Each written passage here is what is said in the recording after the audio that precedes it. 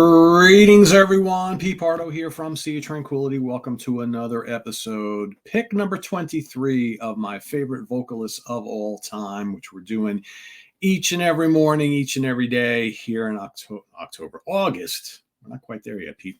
Put the brakes on, right? We'll get to October shortly.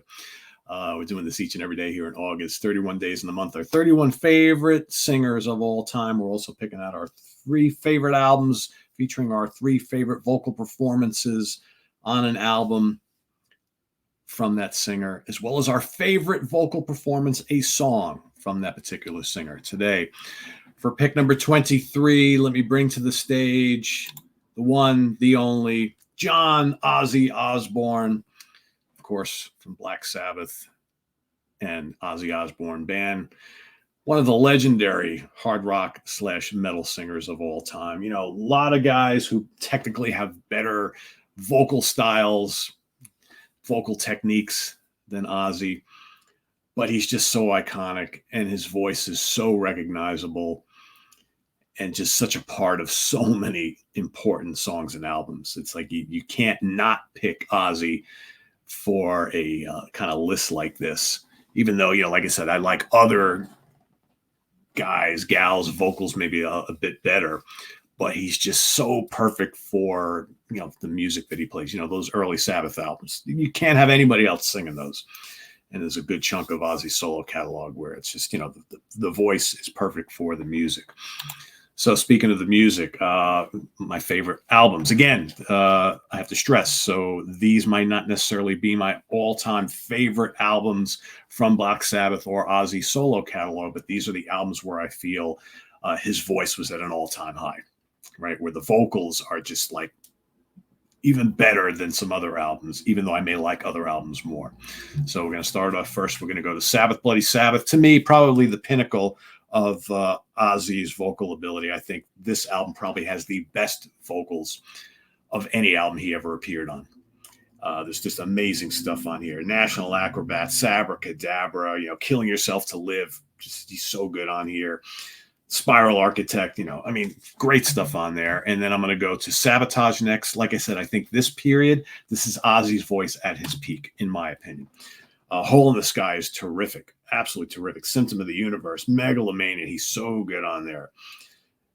The Rit, Am I Going Insane? Thrill of It All. I mean, he's got the higher, Ozzy at his high-pitched best, but it really, really works. He would never quite achieve, I think, this level ever again, although he did lots of fine vocal performances afterwards. But certainly he improved leaps and bounds as a singer from the first couple of albums. And he's great on those first couple albums too, don't get me wrong, the first 4 records. But I think with Sabbath, Bloody Sabbath, he kind of brought it to another level. And then I'm going to go with Diary of a Madman. I think this is his best, you know, to me, this is him and Randy Rhoads at their peak of their time together. And I don't think Ozzy ever put in as great a vocal performance on an Ozzy solo record as he does on here. I think he's just absolutely amazing on here. You know, Over the Mountain, Flying High, again, he's so great on that. You Can't Kill Rock and Roll is a great vocal performance for him. You know, Believer, Little Dolls, Tonight, SATO, the title track, so good. He's so amazing on the title track. I wanted to pick that as my favorite vocal performance of all time from Ozzy, but that's not what I picked. So the song that I feel is Ozzy at his absolute peak, where all of a sudden you stop and you're like, oh, you know, because normally, I mean, let's face it, on most of these classic Sabbath records, it's the vibe, it's the riffs, right? It's, you know, and Ozzy's up there as well, but it's like, I don't know too many people who just specifically listen to Black Sabbath just to hear Ozzy, right? He is the perfect complement to everything that's going on. But I think there is a song where all of a sudden it's like, yeah, all that other stuff is great too, but man, listen to Ozzy. He's just absolutely killing it. That is the title track to Sabbath, Bloody Sabbath. Man, he is just hitting it on all cylinders, firing on all cylinders on Sabbath, Bloody Sabbath. The riff is crushing, and then he comes in and you're like, wow, Ozzy can sing that way. Listen to that, man. So good. So good. It's a shame that Ozzy wasn't really able to get that range going forward all exactly like that anymore. But it's still to listen to. Like I said, these 2 albums to me is Ozzy's just hitting stuff that he doesn't do after it or before it. And And at 8, that's okay, but it's still amazing. So yeah, that's my pick for my favorite vocal performances, Sabbath Bloody Sabbath, from the Sabbath Bloody Sabbath album. And these are my 3 favorite albums featuring my 3 favorite vocal performances from Mr. Ozzy Osbourne across the big catalog, right? Lots of solo albums, a lot of great Sabbath records. I could see anybody saying, oh, but you got to pick Black Sabbath or Paranoid or Master of Reality. Those are great. They're arguably my 3 favorite Sabbath albums, or among the top Sabbath albums for me. But when it comes to Ozzy's vocals and his vocal performances, I have to go with these 2, because I think that, and this is just a no-brainer from the solo catalog. So yeah, those are my picks. So let us know what you think of Ozzy down in the comments below, as well as your pick for today, day number 23. Let's bring him back to the stage. Today it's all about Ozzy Osbourne here. What'll it be tomorrow? You'll have to wait and see, right? Pick number 22 coming up tomorrow. As for what's coming up on the channel, stay tuned just a little bit. Martin Popoff and I will be back in the Funhouse. We're going to be talking about our favorite guitar riffs of the 1960s, top 20 each. That's coming at you real soon. Presser's picks coming up later today. We've got the UK connection coming up tomorrow.